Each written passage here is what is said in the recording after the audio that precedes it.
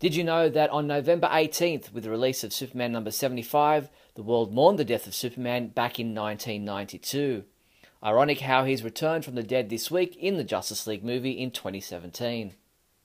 The Man of Steel has proven to be as vulnerable as the mere mortals who've looked up to him for more than half a century. Superman died Wednesday. East Greg Agnew reports on a world without the first superhero. I'm saddened and disappointed by it. I feel like what they're going to do now is probably bring him back in a sort of like a more modern, a little less interesting version. That's a terrible thing. One less fantasy figure. I mean, what are us women to do?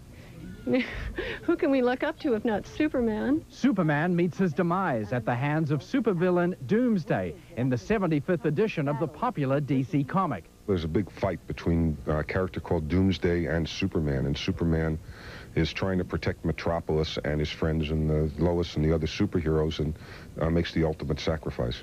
Experts say the ultimate sacrifice could be profitable for collectors. It usually depends on how quickly a comic sells out.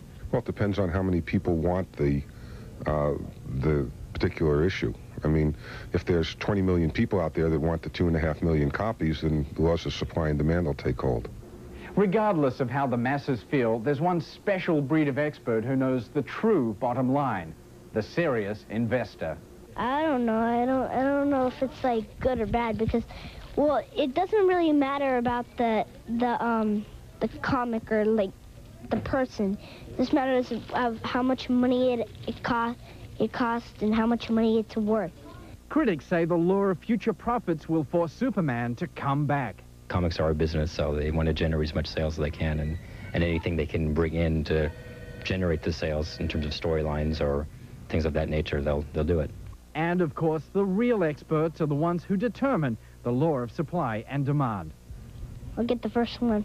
From Los Angeles, I'm Greg Agnew for E! News Daily. How did you know that?